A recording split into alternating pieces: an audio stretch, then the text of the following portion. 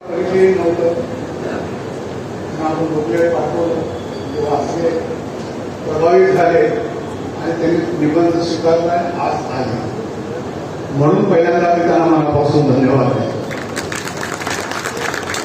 त्यानंतर अध्यक्ष म्हणून लाभलेले त्यांना तरी यावंच लागलं असतं, कारण तो माझा मित्र आहे, वर्गमित्र आहे. त्याच्या ऍडमिनिस्ट्रेशन बद्दल जर बोलायचं झालं तर ते हॉस्पिटल KM मध्ये मेडिकल ऍडमिनिस्ट्रेटर म्हणून काम करायचं. मी त्या KM मध्ये डॉक्टर कोण मी येत होतो ना, हा डॉक्टर याज्ञिक सराकडे जायचं. हा तिथे येऊ, सॉरी हे हेमूसाहेब तिथे येऊ. अरे मी आलो, मला दाखवायचं हेमू सर सांगा त्याला. नाही म्हणलं शिस्तीत तुझा अपॉइंटमेंट घ्यायला जातो. हे हसला मित्र मला भेटला तरी मी सहन करत आजपर्यंत आलो. आता आमची वहिनी कसं सहन करत असले तर विचार. आणि शेवटपर्यंत त्यांनी त्या डॉक्टरकडे आलं नाही. आणि एकदा योगायोगानं कॅन्टीन मध्ये डॉक्टर आणि हे बसले होते, पी गेल्यानंतर चहा घेतला तेव्हा मग सांगितले की हे माझे मित्र. ते म्हणजे कित्येक वेळा आले म्हणले त्या डॉक्टरने, कित्येक वेळा येऊन गेले. मग तेव्हा सांगितलं कित्येक वेळा मी येऊन गेलो म्हणून तुम्हाला माहित आहे, पण तरी हा तुमच्याकडे माझं नाव रेफर केलं आणि ती शिस्त आहे. म्हणून त्याची शिस्त बघितल्यानंतर मी त्याला सोलापुरात आपल्या हॉस्पिटलमध्ये मी आमंत्रित केलं. ऍडमिनिस्ट्रेशन काय असतं ते सोलापूरला माहीत पडावं म्हणून मी स्वतः त्याला आमंत्रित केलं. नाही म्हणलं ते जायला आहे, थोडं वहिनीचं जास्त आहे.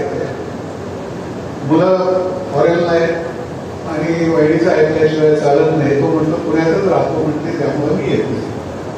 दुर्दैव आहे, तो जरी आला असता तर आमच्या भागामध्ये देखील ऍडमिनिस्ट्रेशन कसं असावं, हॉस्पिटल कसं रन करावं, हॉस्पिटलमध्ये कुठले पथ्य पाळावे, वरवर बघून हॉस्पिटल चालत नसतं. हॉस्पिटलच्या आतमध्ये जायला पाहिजे, मग तुम्हाला खऱ्या अर्थानं हॉस्पिटलची परिस्थिती रूपरेषा समजते. त्याला म्हणलं तुम्ही ऑनररी म्हणून काही दिवस नाही म्हणत, नाहीच म्हणत. तर अशा पद्धतीची आमची मैत्री आणि आज तो प्रमुख पाहुणा म्हणून इथं आहे, त्याचं मी स्वागत करतो. आता ज्याचा सत्कार मी केला गंगाधर पंत पूजन सगळेच ओळखतात, मी बोलता खावल्या होते आणि माझे ते गुरु आहे. माझ्या 38व्या वर्षामध्ये जिल्हा औद्योगिक बँकेचं चेअरमन त्यांनी मला दिलं. 38 वर्ष असताना 10 वर्ष समजलाच आहे तुम्हाला. आणि ते स्वतः डायरेक्टर केले, मी चेअरमन ते डायरेक्टर. सीमाडम माझे मामा, माझी महापौर ते पण डायरेक्टर, समाजाचे अध्यक्ष ते पण डायरेक्टर. अशा लोकांनी मला चेअरमन म्हणून सांभाळलं, स्वीकारलं, अंगीकार नव्हता. आपलं आयुष्य या ठिकाणी पणाला लावलं. या ठिकाणी उपस्थित आहेत सत्यनारायण बोर्ले साहेब असतील आणि गंगाधर पंत पूजन साहेब असतील. मगाशी त्या ठिकाणी जेव्हा कार्यक्रम सुरू होत होता त्यावेळेला मी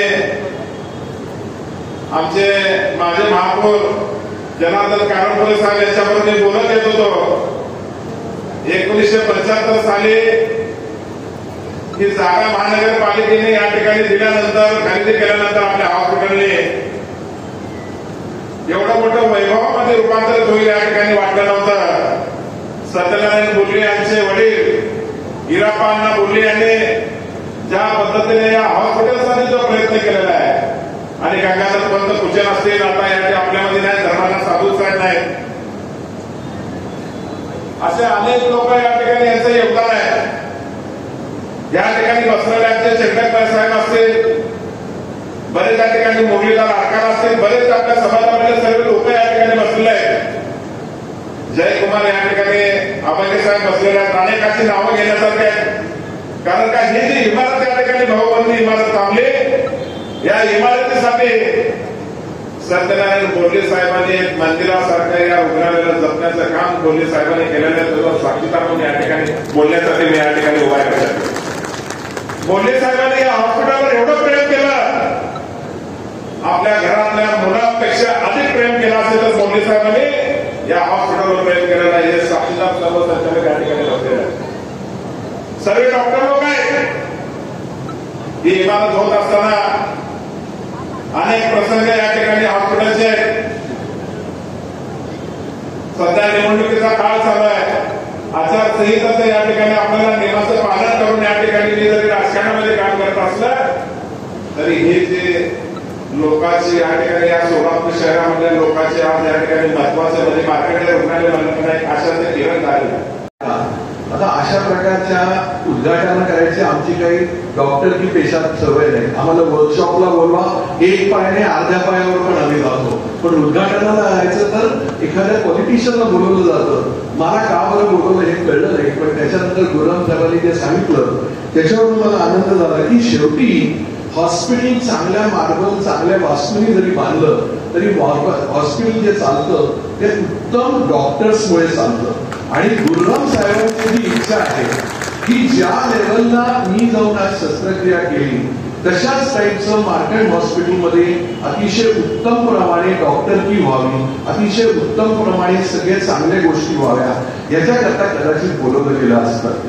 आणि मी आता कॉर्पोरेट हॉस्पिटलमध्ये अनेक वर्ष काम केलं. बरेच वेळेला जेव्हा हॉस्पिटल दाखवलं जातं त्यावेळेला इथे किती सुंदर आम्ही मार्बल वापरलंय, हे मार्बल आम्ही राजस्थानवरून आणलंय, हे ऑपरेशन थिएटर कसं छान मॉड्युलर केलंय. आणि जेव्हा त्यांना विचारलं जातं अरे पण तुमच्याकडे स्टार डॉक्टर्स कोण आहेत जे चांगले रुग्णांची सेवा करतात काय करतात, तर त्याची कमी असते आणि they all project wrong things.